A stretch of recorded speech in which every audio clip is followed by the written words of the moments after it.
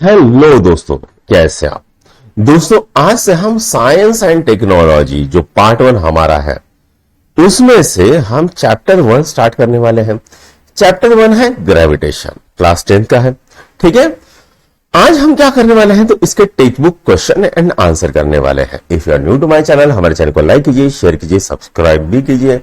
तो सबसे पहला क्वेश्चन आपकी स्क्रीन के ऊपर दिख रहा है, क्या है?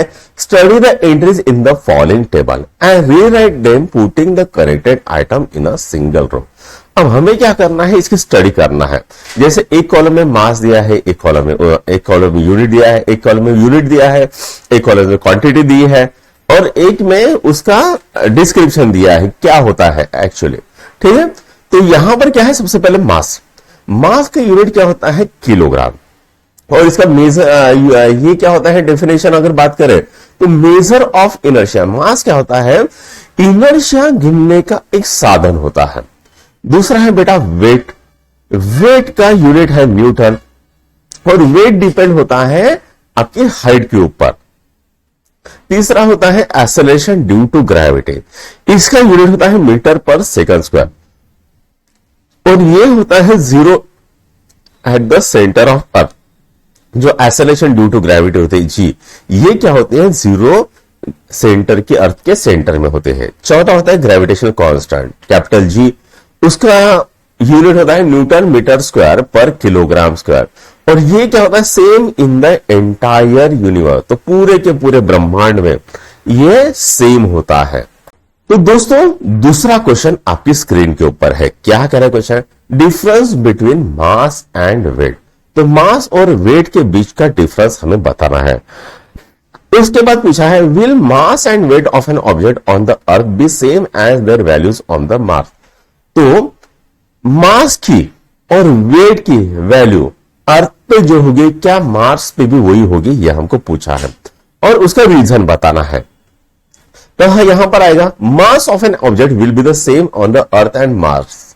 तो मार्स और अर्थ के ऊपर जो मास की वैल्यू है, किसी ऑब्जेक्ट का मास होता है, वो सेम होते हैं। लेकिन weight will not be the same because the value of g on the Mars is different from that on the earth. क्यों? क्योंकि जी की जो वैल्यू होती है, ये एक्सेलरेशन ड्यू टू ग्रेविटी, ठीक है, ग्रेविटी के कारण जो एक्सेलरेशन होता है वो जी की वैल्यू वो अलग अलग प्लैनेट के ऊपर अलग अलग होती है। अर्थ पे अलग होती है, मून पे अलग होती है, मार्स पे अलग होती है, सैटर्न पे अलग होती है, सन पे अलग अलग होती है, जिसके कारण जो वेट होता है वो अलग अलग होता है। अब हमको क्या करना है? डिफरेंस करना है मास एंड वेट का। तो मास क्या होता है बेटा? Quantity of matter content in an object. तो किसी ऑब्जेक्ट में कितना मैटर है उसे हम कहते हैं मास। ठीक है। दूसरा वेट क्या होता है? Force with which earth attract an object. तो किसी ऑब्जेक्ट को अर्थ जिस फोर्स से अट्रैक्ट करती है उसे हम क्या कहते हैं? उसे हम कहते हैं वेट। वेट एक प्रकार का फोर्स ही है। ठीक है। दूसरा पॉइंट, रिमेन सेम एवरीवेयर, तो हर कहीं वो सेम होता है। दूसरा point, keeps on changing from place to place, और ये क्या करता है? एक प्लेस से दूसरे प्लेस में चेंज होता रहता है। तीसरा, मेजर्ड इन किलोग्राम, तो जो मास है वो किलोग्राम में मेजर होता है। उसके बाद वेट जो है मेजर्ड इन न्यूटन, तो वेट जो है वो न्यूटन में मेजर होता है। इसका यूनिट क्या है? किलोग्राम। इसका यूनिट क्या है? न्यूटन। मास एक स्केलर क्वांटिटी होती है, मतलब इसके पास डायरेक्शन नहीं होती है। और वेट एक वेक्टर क्वांटिटी है, मतलब इसके पास डायरेक्शन भी होती है। स्केलर क्वांटिटी यानी क्या? जिसके पास डायरेक्शन नहीं होती है उसको हम स्केलर क्वांटिटी बोलते हैं। और वेक्टर क्या होती है? जिसके पास डायरेक्शन होती है उसे हम वेक्टर क्वांटिटी कहते हैं। उसके बाद mass can never be zero, mass कभी भी जीरो नहीं हो सकता, हमेशा वो पॉजिटिव रहता है। लेकिन वेट कभी जीरो हो सकता है, ठीक है, कभी निगेटिव में भी जा सकता है, कभी पॉजिटिव में भी जा सकता है, और become zero eight the centre of अर्थ, जो अर्थ का सेंटर है वहां पर वो क्या होता है? जीरो होता है। दोस्तों अभी आपको कुछ डेफिनेशंस करनी है, ठीक है।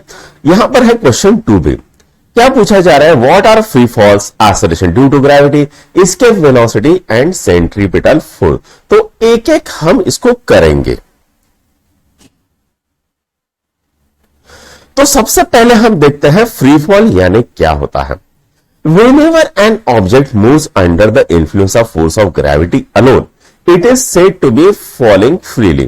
मतलब कोई ऑब्जेक्ट हमने अपने हाथ से छोड़ा और छोड़ते वक्त किसी भी तरह का फोर्स हमने नहीं लगाया, वो ग्रेविटी के कारण अपने आप अगर नीचे आता है तो उसे हम क्या कहते हैं, फ्री फॉल कहता है। ठीक है, समझ में आया? तो ये फ्री फॉल की डेफिनेशन है। अब देखते हैं बच्चों एक्सेलरेशन ड्यू टू ग्रेविटी। तो एक्सेलरेशन ड्यू टू ग्रेविटी क्या होता है? Acceleration produce in a body due to gravitational force. तो किसी बॉडी के अंदर जब एक्सेलरेशन प्रोड्यूस होता है, क्यों होता है? Gravitational force of earth. तो अर्थ के ग्रेविटेशनल फोर्स के कारण is called acceleration due to gravity. इसको हम क्या कहते हैं? एक्सेलरेशन ड्यू टू ग्रेविटी कहते हैं। अब बात करते हैं बच्चों इसके वेलोसिटी यानी क्या होती है। When a body is throne vertically upward from the surface of earth. अब मान लीजिए कोई एक बॉडी है, हमने ऊपर की दिशा में फेंकी अर्थ के सरफेस पर। The minimum initial velocity of a body for which body is able to overcome the downward pull by the earth and can escape the earth forever is called escape velocity. तो हमने क्या किया, एक body ले ली। ठीक है, अब हमने क्या किया, एक बॉडी ले ली ऐसे। ठीक है, इसको हमने ऊपर की दिशा में फेंका तो ये क्या होगा, ये जाएगा ऊपर। ठीक है, और धीरे से नीचे आ जाएगा। ठीक है, कैसे आ जाएगा, नीचे आ जाएगा, यहां पर ऐसे नीचे आ जाएगा। और जोर से फेंका और ऊपर जाएगा, फिर से नीचे आएगा, और जोर से फेंकेंगे और ऊपर जाएगा और नीचे आएगा, और जोर से फेंकेंगे और ऊपर जाएगा और नीचे आएगा। अब हम क्या करते हैं, मिनिमम इतने वेलोसिटी से वो फेंकते हैं कि वो ऊपर तो जाएगा लेकिन वो अर्थ के ऑर्बिट से बाहर चले जाएगा और कभी धरती पे वापस नहीं आएगा। तो ऐसी जो मिनिमम वेलोसिटी है उस वेलोसिटी को हम कहते हैं एस्केप वेलोसिटी। समझ में आया कि ऐसी मिनिमम वेलोसिटी जिसकी वजह से हम ऊपर किसी ऑब्जेक्ट को अगर फेंकते हैं तो अर्थ में वापस ना आए, हमेशा के लिए ब्रह्मांड में विलुप्त हो जाए, ऐसी वेलोसिटी को हम कहते हैं एस्केप वेलोसिटी। अब बात करते हैं बच्चों हम सेंट्रीपिटल फोर्स के। ठीक है, नाउ सेंट्रीपिटल फोर्स क्या होता है? In uniform circular motion of a body. तो यहां पर सेंट्रीपिटल फोर्स होता है in uniform circular motion of a body, force acting on a body is directed toward the centre of circle is called centripetal force. अब मान लेते हैं यहां पर कोई एक ऑब्जेक्ट है, वो सर्कुलर मोशन में यहां पर जा रहा है। ठीक है, अब यहां पर ये ऑब्जेक्ट है, यहां पर ये सेंटर है। ठीक है, ये ऐसा इस दिशा में सर्कुलर मोशन कर रहा है। तो यहां पर इस दिशा में जो फोर्स एक्ट होता है, ठीक है, तो वो फोर्स को हम क्या कहेंगे? सेंट्रीपिटल फोर्स कहेंगे टूवर्ड द सेंटर। सेंट्रीपिटल का अर्थ होता है सेंटर सीकिंग। ठीक है, सेंट्रीपिटल का अर्थ क्या होता है? Centre seeking.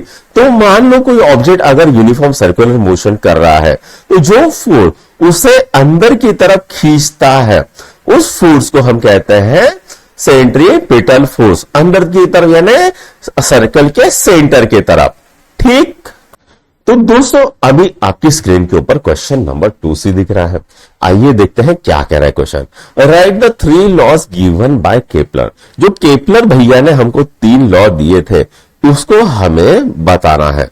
ठीक है, तो उसके बाद और क्या क्वेश्चन है? How did they help Newton to arrive at the inverse square law of gravity. और उससे Newton inverse square law of gravity पे कैसे आया ये हमको पूछा गया है। ठीक है, तो आइए यहां पर हम इसको सॉल्व करते हैं। ठीक, अब सबसे पहला केपलर का क्या लॉ था? Orbit of a planet is an ellipse with the sun at one of the foci. अब यहां पर जहां पर ये प्लैनेट है, ठीक है, ये है प्लैनेट, ये क्या है? ऐसा घूम रहा है।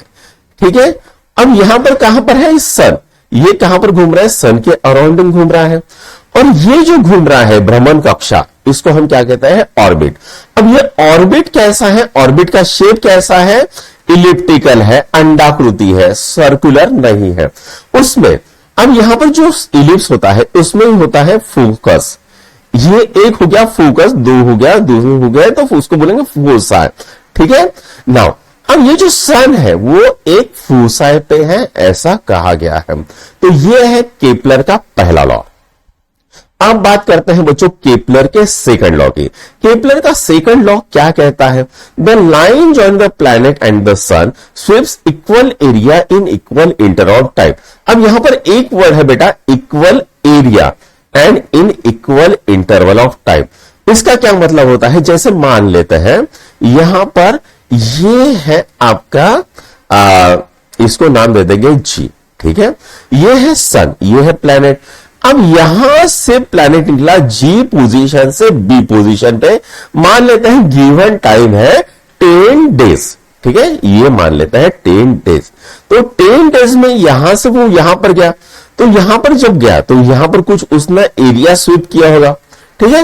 अब हम देखते हैं यहां पर पोजीशन, ठीक है, सी पोजीशन से डी पोजीशन वो 10 डेज में गया, राइट। अब 10 डेज में उसने जो एरिया कवर किया, ठीक है, वो एरिया और ये एरिया सेम होगा।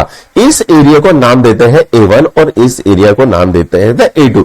डेज कितने थे? दोनों तरफ डेज थे 10।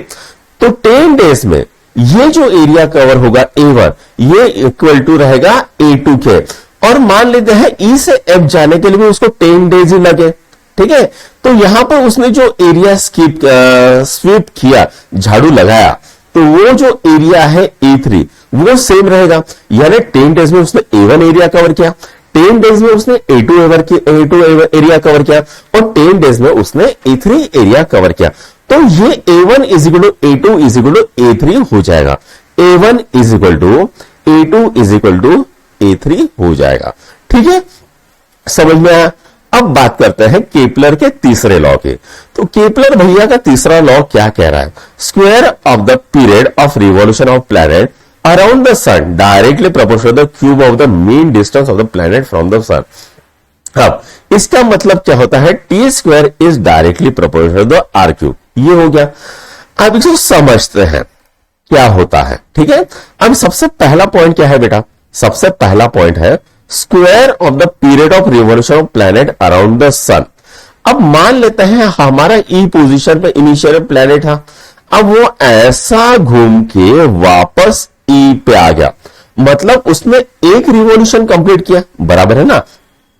अब एक रिवॉल्यूशन कंप्लीट करने के लिए उसे कुछ टाइम लगा होगा, उस टाइम को हम बोलते हैं टाइम पीरियड, वो मान लेते हैं टी है, ठीक है, वो मान लेते हैं टी है, वो क्या मान लेते हैं? टी है, ठीक है, समझ में आया। यहां पर एक रिवॉल्यूशन कंप्लीट करने के लिए उसको जितना टाइम लगा उसको हमने माना वो है टी। अब यहां पर ये अलग अलग पोजीशन पे हमारा प्लेनेट है, कभी यहां पर था, कभी यहां पर था, कभी यहां पर था, कभी यहां पर था, कभी यहां पर था, कभी यहां पर था। अब सन से उसका भी डिस्टेंस होगा, उसको मान लेते हैं आर, ठीक है, इसको मान लेते हैं आर। अब ये है मान लेते हैं R1, ये है मान लेते हैं R2, ये है मान लेते हैं R3, ये है मान लेते हैं R4, ये है मान लेते हैं R5, ये है मान लेते हैं R6। अब इनका जो मीन डिस्टेंस होगा उसको हम कहेंगे R, ठीक है, इसका हम मीन निकालेंगे तो उसको हम कहेंगे मीन डिस्टेंस को R। अब ये क्या बोला है? जो टी स्क्वायर है is directly proportional to are cube, ये बोला जा रहा है। अब यहां पर बेटा T square is directly proportional to the R cube है। अब मैं क्या करता हूं, यहां पर प्रोपोर्शनलिटी के साइन हटा देता हूं और इक्वल के साइन देता हूं। तो जैसे मैं प्रोपोर्शनलिटी का साइन निकाल के इक्वल का साइन डालता हूं, मुझे देना पड़ेगा एक कांस्टेंट, वो है प्रोपोर्शनलिटी कांस्टेंट के। अब ये किसके बराबर होगा? ये आर क्यूब के बराबर होगा। अब ये इधर लेके जाएंगे तो ये क्या आएगा? T square upon R cube is equal to K हो जाता है, ठीक है। यही है केपलर का थर्ड लॉ, समझ में आया। चलो आगे बढ़ लेते हैं। तो दोस्तों अभी आपकी स्क्रीन के ऊपर क्वेश्चन नंबर 2D दिख रहा है। क्या कह रहा है question? A stone throne vertically upward with initial velocity u। अब मान लेते हैं एक स्टोन है, इसको मैंने ऊपर की दिशा में फेंका, तो यहां पर जो इनिशियल वेलोसिटी वो क्या थी? u थी, ठीक है। Reaches at height h before coming down, तो ये यहां पर पहुंचा नीचे आने से पहले, जैसे ये यहां पर पहुंचा ये नीचे आना स्टार्ट हो गया, ठीक है। Show that time taken to go up is same as the time taken to go down. अब ये ऊपर जाएगा तो यहां पर ये वापस नीचे भी आएगा, तो जितना टाइम ऊपर जाने के लगा उतना ही टाइम नीचे आने के लिए लगेगा। यानी अगर ऊपर जाने के लिए टाइम t1 है तो नीचे आने के लिए टाइम t2 है, तो T1 is equal to T2 ये हमको बोला गया है। आइए इसको सॉल्व करते हैं। तो सबसे पहले बच्चों यहां पर है प्रूफ, हमको क्या निकाला है, time of ascent is equal to time of descent, right. Now अब यहां पर क्या है बच्चों, तो सबसे पहले a stone thrown vertical upward with initial velocity u reaches a height h before coming down. हमारे पास दो तीन काइनेमेटिक इक्वेशन है, उसमें से हमने एक पकड़ा, वो क्या पकड़ा, v is equal to u plus at। अब यहां पर v क्या है, v है फाइनल वेलोसिटी, u क्या है, u है इनिशियल वेलोसिटी, a को बोलते हैं हम एक्सेलरेशन और t को बोलते हैं टाइम, ठीक है। और यहां पर s क्या है, डिस्प्लेसमेंट, ठीक है, बाकी तो हमने बता दिया। तो दो इक्वेशन है, v is equal to u plus a t और s is equal to ut plus half a t square. इसको बोलेंगे इक्वेशन नंबर 1, इसको बोलेंगे इक्वेशन नंबर 2। अब मैंने क्या किया, मेरे पास था v is equal to u plus a t.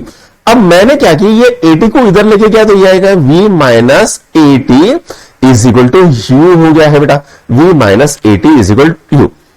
अब ये u की वैल्यू है क्या है, v माइनस एटी, मैंने इस इक्वेशन में डाल दी तो मुझे क्या मिल गया, s is equal to in bracket v minus a t bracket complete t plus half a t square.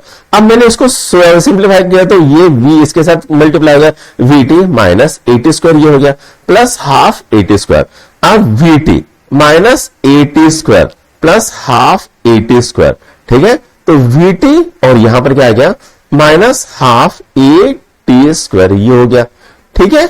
उसके बाद इसको बोलेंगे इक्वेशन नंबर 3, ठीक है, s is equal to v t minus half a t square, क्या आएगा, इक्वेशन नंबर 3। समझ में आ गया।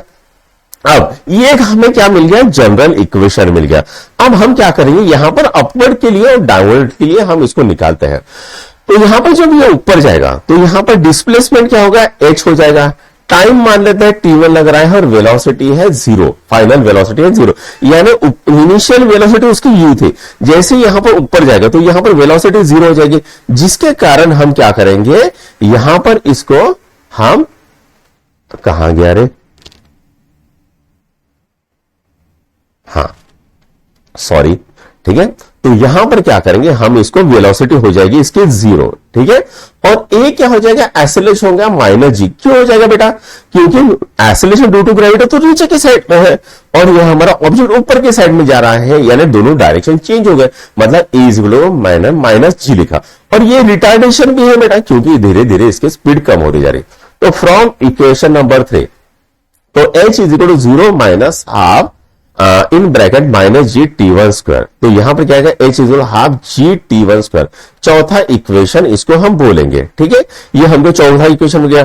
अब वो नीचे आ रहा है ऑब्जेक्ट, ठीक है, अब यहां से ऑब्जेक्ट नीचे भी तो आएगा ना, तो टाइम कितना लगेगा नीचे आने के, t2, initial velocity 0, s is equal to h और a क्या है g।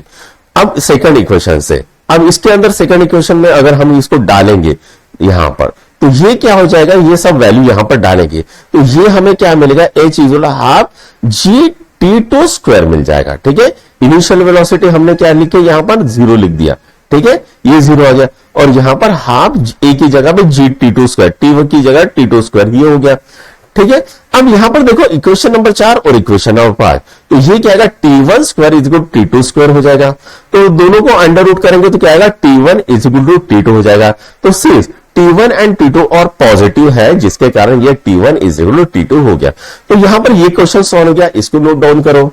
तो दोस्तों अभी आपकी स्क्रीन के ऊपर क्वेश्चन नंबर 2e दिख रहा है, क्या कह रहा है, if the value of g suddenly become twice its value, तो g की वैल्यू अगर हम डबल कर लेते हैं, ठीक है, तो it will become 2 times more difficult to pull a heavy object along the floor of y। तो ये जो हो जाएगा ये डबल हो जाएगा, ठीक है। Now weight is the force of attraction, W is equal to F is equal to mg। तो वेट क्या है, फोर्स ऑफ अट्रैक्शन है। इफ G डबल्स, G क्या किया, डबल्स किया, the force also become twice, तो जैसे हमने G डबल किया फोर्स क्या हो गया, डबल हो गया, ठीक है। F is equal to mg, ठीक है, G डबल किया तो फोर्स भी तो डबल हो जाएगी क्योंकि मास तो कांस्टेंट है, ठीक है। Now Thus, object becomes twice as heavy, making it harder to pull। अब इसके कारण ये क्या हो जाएगा, ऑब्जेक्ट क्या हो गया, डबल हो जाएगा, फोर्स इसके कारण उससे हार्ड हो जाएगा पुल करना, तो दोस्तों अभी आपके स्क्रीन के ऊपर क्वेश्चन नंबर 3 दिख रहा है। आइए देखते हैं क्या कह रहा है question. Explain why the value of G is 0 at the centre of earth. तो जी की वैल्यू अर्थ के सेंटर में 0 क्यों होती है, यह हमको पूछा है। ठीक है, आइए इसको सॉल्व करते हैं। At the centre force due to any portion of earth is cancelled by the portion opposite to it. तो सेंटर में, ठीक है, force due to any portion of earth is cancelled by the portion opposite to it. तो यहां पर क्या होता है, मान लेते हैं, सॉरी यहां इधर चले गया, ठीक है, हाँ, तो यहां पर, ठीक है, ये मान लेते हैं अर्थ है, ठीक है, और यहां पर सेंटर में ऑब्जेक्ट है। अब ग्रेविटेशन फोर्स इस दिशा में भी लगेगा, ग्रेविटेशनल फोर्स इस दिशा में लगेगा, ग्रेविटेशनल फोर्स इस दिशा में लगेगा, ग्रेविटेशनल फोर्स इस दिशा में लगेगा। तो ग्रेविटेशनल फोर्स हर दिशा में लगेगा, तो इधर वाला फोर्स इस वाले फोर्स को कैंसिल आउट करेगा, इस वाला फोर्स इस वाले फोर्स को कैंसिल आउट करेगा। तो ये अपोजिट डायरेक्शन में फोर्स एक दूसरे को कैंसिल आउट कर लेते हैं। ठीक है, नाउ अब नेट फोर्स क्या होता है, 0 होता है, राइट। F क्या हो गया, 0 हो गया। अब since F is equal to mg, अब F इज इक्वल टू क्या है, mg है, तो ये तो हो गया 0। अब मास कभी भी 0 नहीं हो सकता है, तो अल्टीमेटली क्या होगा, 0, g 0 हो जाएगा। ठीक है, सिंस मास m क्या नेवर बी 0, ठीक है, F इज इक्वल टू जब 0 होगा तो मास 0 होना चाहिए या 0 होना चाहिए, लेकिन मास तो 0 हो ही नहीं सकता, वो स्केलर क्वांटिटी वो हमेशा पॉजिटिव रहती है, तो क्या 0 होगा बेटा, g 0 हो जाएगा। ठीक है, यही इसका एक्सप्लेनेशन है। तो दोस्तों अभी आपकी स्क्रीन के ऊपर क्वेश्चन नंबर 4 दिख रहा है। आइए देखते हैं क्या कह रहा है। Let the period of revolution of a planet at a distance R from star be T. अब यहां पर क्या बोला है, period of revolution of planet at distance from a star be T. तो यहां पर मान लेते हैं कोई एक स्टार है और यहां पर प्लैनेट इस तरह से घूम रहा है, यहां से ये इस तरह से घूम रहा है बेटा। अब इसका जो पीरियड ऑफ रिवॉल्यूशन है वो मान लेता है टी है। Prove that if it was at a distance of 2 r from the star, तो ये मान लेता है डिस्टेंस इनिशियली r है। अब यहां पर हम ये दूर से घुमाएंगे और ये क्या बन जाएगा, डिस्टेंस बन जाएगा 2r।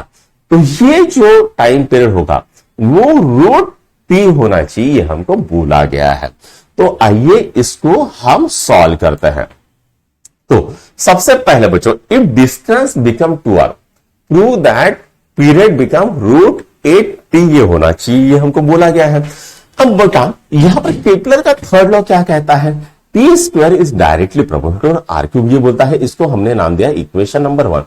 अब केस 1 है, डिस्टेंस क्या है, r है, T square is directly proportional to are cube. ठीक है, अब यहां पर t square is directly proportional to are cube है, ये इक्वेशन नंबर 2 है।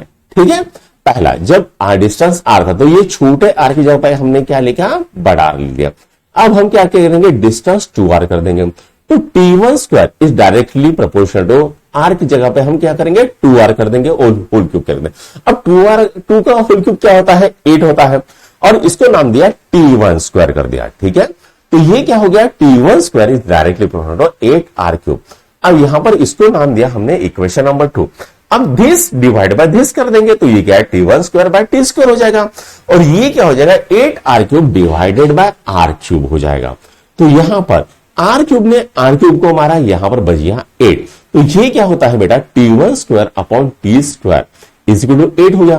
तो t1 square is equal to 8t square हो जाएगा। तो यहां पर t1 इज इक्वल टू क्या आएगा, अंडर रूट 8t हो जाएगा। दोनों तरफ हम क्या करेंगे, स्क्वायर रूट ले लेंगे, तो ये हमको आंसर मिलता है। इसको नोट डाउन कर लो। तो दोस्तों अभी आपके स्क्रीन के ऊपर क्वेश्चन नंबर 5 दिख रहा है। आइए देखते हैं क्या कह रहा है ये क्वेश्चन। ठीक है, अब an object take 5 second to reach the ground from height of 5 metre on a planet, what is the value of g on the planet. तो मान लेते हैं कोई यहां पर एक ऑब्जेक्ट है, यहां से वो गिर रहा है यहां पर ग्राउंड के ऊपर। अब यहां पर जो हाइट है वो है 5 मीटर, और यहां पर टाइम कितना लग रहा है, टाइम लग रहा है 5 सेकंड। तो हमको पूछा गया है कि उस प्लैनेट की वैल्यू जी क्या होगी। तो आइए यहां पर हमने छुड़ा के रखा है, तो यहां पर टाइम कितना है बेटा, 5 सेकंड है, डिस्प्लेसमेंट कितना है, 5 मीटर है, इनिशियल वेलोसिटी हमने ली है 0, यानी जस्ट हम इसको छोड़ रहे हैं, तो यहां पर वेलोसिटी क्या है, इनिशियल वेलोसिटी है 0। नाउ जी हमको निकालना है। अब एस इक्वल क्या है, UT plus half G T square, ये फॉर्मूला है। अब यू कितना है, यस कितना है 5 है, यू कितना है 0 है, ठीक है। हाफ जी हमको दिया है, जी निकालना है, ठीक है। टाइम दिया है 25, तो यहां पर ये वैल्यू डालेंगे 5 हाफ जी इंटू 25। अब यहां पर ये क्या आएगा बेटा, ये यहां पर चलेगा तो ये क्या आएगा 10 हो जाएगा, ठीक है। इसको सॉल्व करके दिखाता हूं मैं। ये क्या आएगा 10 is equal to g into 25 हो गया। अब ये इधर जाएगा तो क्या आएगा 10 divided by 25 is equal to G, तो 5 2 10, 5 5 25, जी इज इक्वल टू 2/5 कितना होता है बेटा 0.4 मीटर पर सेकंड स्क्वायर, इतना होता है। तो दोस्तों अभी आपके स्क्रीन के ऊपर क्वेश्चन नंबर 2 दिख रहा है, क्या कह रहा है, radius of planet A is half of the radius of planet B, यानी R A is equal to half of R B बोला जा रहा है। उसके बाद if mass of planet A is M A, ये बोला गया है। व्हाट मस्ट बी द मान of mass of planet B, यानी व्हाट एम बी, ये बोला गया है, ठीक है। एम बी की वैल्यू निकालनी है। What must so that value of G B, ठीक है। तो जी बी क्या है, half of that G A, half of G, ये बोला गया है हमको एमबी की वैल्यू निकालनी है। आइए यहां पर ये हमने लिख लिया है गिवन, ठीक है। Now R A is equal to half of R B, G B is equal to half of G A, ठीक है। फाइंड एमबी बोला है। फॉर्मूला क्या है बेटा, G is equal to capital G capital M upon R square. Capital G क्या है, universal gravitation constant है। कैपिटल एम क्या है, मास ऑफ प्लैनेट क्या है, आर क्या है, रेडियस ऑफ प्लैनेट बोला गया है। अब यहां पर जीबी के लिए हम फॉर्मूला बनाएंगे, क्या आएगा, G M B upon R B का होल स्क्वायर आएगा। और जीए के लिए फॉर्मूला बनाएंगे G M A upon R A square हो जाएगा। तो जीए अपॉन जीबी क्या हो जाएगा, G M B upon R B square, और G A G M A upon R A square हो जाएगा। अब हम यहां पर वैल्यू पुट करेंगे, जीबी अपॉन जीए की वैल्यू पुट करेंगे, ठीक है। अब यहां पर क्या है बेटा, G B is equal to half G A है, तो ये जीए इधर जाएगा तो क्या हो जाएगा, जीबी अपॉन जीए हो जाएगा, कितना होता है 1/2, ये हमने डाल दिया। अब एमबी अपॉन एमए होता है और आर ए अपॉन आरबी का होल स्क्वायर, तो यहां पर ये है R A upon RB, R A upon RB is equal कितना आएगा 1/2, तो ये सब हमने लिख लिया। तो ये 1/2 इस 1/2 को काटेगा तो यहां पर बचेगा 1/2, और ये इधर चलेगा तो 2 is equal to M B upon M A, तो M B is equal to क्या होगा बेटा, ट्वाइस एम ए हो जाएगा, ठीक है। तो यहां पर ये क्वेश्चन सॉल्व हो गया है। तो दोस्तों अभी आपके स्क्रीन के ऊपर क्वेश्चन नंबर सी दिख रहा है, आइए देखते हैं क्या कह रहा है। The mass and weight of an object is on earth is 5 kg and 49 Newton. अब मास कितना है बेटा 5 kg, फोर्स कितना है, वेट एक प्रकार का फोर्स है, कितना है 49 Newton. Respective what will be there values on the moon, तो उनकी मून के ऊपर क्या वैल्यू होगी यह हमको पूछा है। Assume that acceleration due to gravity on moon is 1/6 of that of अर्थ।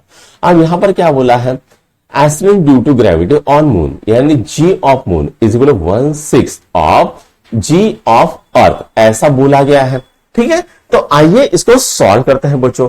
जो गिवन क्या है, मास दिया है 5 kg, वेट दिया है 49 न्यूटन, और ये दिया है इक्वेशन, ये हमने लिख लिया है। नाउ मास तो बेटा हर कहीं पर सेम रहता है। अब यहां पर वेट ऑन मून के लिए फॉर्मूला क्या होगा, weight on moon is equal to weight on earth divided by 6, तो कितना होगा 49 डिवाइडेड बाय 6, कितना होता है 8.17 न्यूटन, यहां पर ये आता है, राइट। इसको नोट डाउन कर लो। तो दोस्तों अभी आपकी स्क्रीन के ओर क्वेश्चन नंबर डी दिख रहा है, क्या कह रहा है, ठीक है। An object thrown vertically upward reaches a height of 500 metre. हमने क्या किया, एक ऑब्जेक्ट को ऊपर फेंका, ठीक है, ये था ऑब्जेक्ट, इसको ऊपर फेंका, तो ये कहां पर पहुंचा बेटा 500 मीटर पे पहुंचा, ठीक है। Now what is initial velocity, कितने जोर से हमें फेंकना पड़ेगा ताकि वो 500 मीटर में पहुंचे। How long will the object take to come back to the earth, यानी ऊपर जाने के लिए स्क्वायर नीचे आने के लिए उसको कितना टाइम लगा, ये हमको पूछा गया है। और एज्यूम किया है g is equal to 10 metre per second square, ये हमको बोला गया है। तो आइए इसको सॉल्व करते हैं बेटा। तो हमको टाइम निकालना है, ठीक है। नाउ अब यहां पर क्या है बेटा, यहां पर दिया है डिस्प्लेसमेंट कितना है, यहां से यहां पर जाने के लिए इसको लगा 500 मीटर। जी कितनी है, 10 मीटर पर सेकंड स्क्वायर। अब यहां पर जब पहुंचेगा तो वेलोसिटी कितनी हो जाएगी, 0, ठीक है। तो यहां पर क्या है, v square is u square plus twice s. अब वी कितना है, 0, यू हमको दिया हुआ निकालना है, प्लस ट्वाइस ए। जी कितना है, -10। एस कितना है, डिस्प्लेसमेंट है 500। अब यहां पर इसको हम करेंगे तो यू स्क्वायर कितना आएगा, 10,000। तो यू कितना आता है, 100 मीटर पर सेकंड, ठीक है। अब v is equal you plus 80। तो जैसे ही यहां पर पहुंचेगा तो यहां पर इसका वेलोसिटी 0 हो जाएगा। तो v हमने लिखा 0, u कितना है 100, अब a कितना है -10 और t, तो t कितना आ गया बेटा, 10 सेकंड आ गया।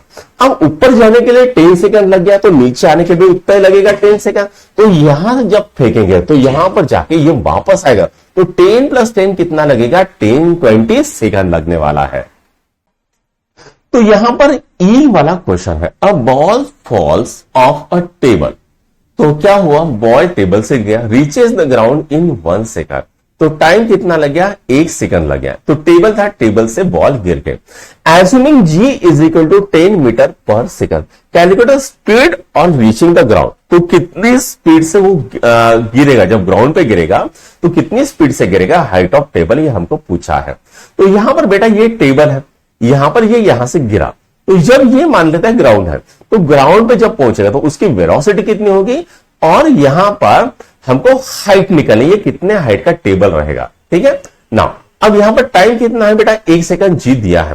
फॉर्मूला क्या है, v is equal you plus G T. तो जैसे ये ग्राउंड पे पहुंचेगा इसकी वेलोसिटी होने वाली है 0, ठीक है, राइट। नाउ अब यहां पर क्या आएगा बेटा, सॉरी इसकी वेलोसिटी हमको निकालनी है। तो इनिशियल वेलोसिटी क्या थी, 0 थी, v is equal you plus G T. अब यहां पर u था 0, g कितना है 10, टाइम कितना है 1, तो वेलोसिटी कितनी आएगा, 10 मीटर पर सेकंड। तो जब ये ग्राउंड पे पहुंचेगा तो इसकी वेलोसिटी कितनी होने वाली है, 10 मीटर पर सेकंड। उसके बाद हाइट निकालनी है, तो फॉर्मूला क्या होगा, S equal U T plus half G T square. Height यानी डिस्प्लेसमेंट, यू हमारा 0 था तो ये वैल्यू 0 हो जाएगी, हाफ, जी कितना है 10, टाइम कितना है 1, तो ये कितना आएगा, 5 मीटर हो जाएगा। तो हाइट कितनी है बेटा, 5 मीटर टेबल की हाइट है। तो दोस्तों अभी आपके स्क्रीन के ऊपर एफ वाला क्वेश्चन दिख रहा है, क्या कह रहा है, the masses of the earth and moon are 6 × 10⁻24 kg। अब यहां पर ये बेटा 10⁻24 चाहिए था, ठीक है। उसके बाद and 7.4 × 10⁻22 kg respectively, the distance between them is 3.84 × 10⁵ kilometre. Calculate the gravitational force of attraction between the two. तो यहां पर जो ग्रेविटेशनल फोर्स ऑफ अट्रैक्शन दोनों के बीच में ये हमको निकालना है। अब जी कितना है, 6.7 × 10⁻11 newton metre square per kilogram square, ये हमें दिया है। तो आइए इसको सॉल्व करते हैं बच्चों। अब मास ऑफ मून कितना है, 6 × 10⁻24 kg। मास ऑफ अर्थ कितना है, इतना है। मास ऑफ मून कितना है, 7.4 × 10⁻22 kg। डिस्टेंस कितना है, 3.84 × 10⁵ किलोमीटर। अब इसको अगर मीटर में करेंगे तो 1 किलोमीटर यानी कितना होता है, 1000 मीटर होता है, ठीक है। तो 1 किलोमीटर यानी कितना है, 10⁻3 मीटर होता है। तो यहां पर मैंने 3 ऐड कर दिया, तो 10⁵ का क्या हो गया, 10⁸ हो गया। फॉर्मूला क्या है, F is equal to G m m upon d square. अब मैंने क्या किया, सभी के सभी वैल्यूज पुट कर दिए, तो ये क्या आ गया, 2 × 10⁻20 आ गया है, ठीक है। अब यहां पर ये कैलकुलेशन आपको करना पड़ेगा। तो दोस्तों अभी आपकी स्क्रीन के ऊपर लास्ट क्वेश्चन दिख रहा है, क्या कह रहा है question, mass of earth is 6 × 10⁻24 kg, ठीक है। मास ऑफ अर्थ कितना है, 6 × 10⁻24 kg है। Distance between the earth and sun is 1.5 × 10⁻11 metre. If the gravitational force between the two is 3.5 × 10⁻22 Newton, what is the mass of sun? If you g is equal to 6.7 × 10⁻11 newton metre square पर kg square, ये हमको बोला गया है, ठीक है। तो सन का मास हमको निकालना है। तो आइए, यहां पर सब डिस्टेंस फिस्टेंस सब दिया हुआ है। एमई क्या होता है? मास ऑफ अर्थ होता है, ठीक है। एमई क्या होता है? Mass of earth. कितना है बेटा? 6 इंटू 10⁻24 kg। फोर्स क्या होता है? 3.5 इंटू 10⁻22 न्यूटन। आर क्या होता है बेटा? 1.5 इंटू 10⁻11 मीटर। जी क्या होता है? 6.7 into 10⁻11 newton metre square per kilogram square, ठीक है। F equal G M E into M sun divide by R square, ठीक है। मास ऑफ सन हमको निकालना है, तो ये इधर चले गया, ये इधर चले गया, ये नीचे आ गया। अब मैंने क्या किया? सभी वैल्यूज को यहां पर पुट कर दिया और कैलकुलेट किया, तो मुझे क्या मिला? मास ऑफ सन 1.96 1030 किलोग्राम मिल गया है। तो बच्चों यहां पर आपका ये क्वेश्चन सॉल्व होता है। अगर आपको हमारे वीडियो पसंद आए तो अपने दोस्तों को लाइक कीजिए, शेयर कीजिए, सब्सक्राइब भी कीजिए। Thank you.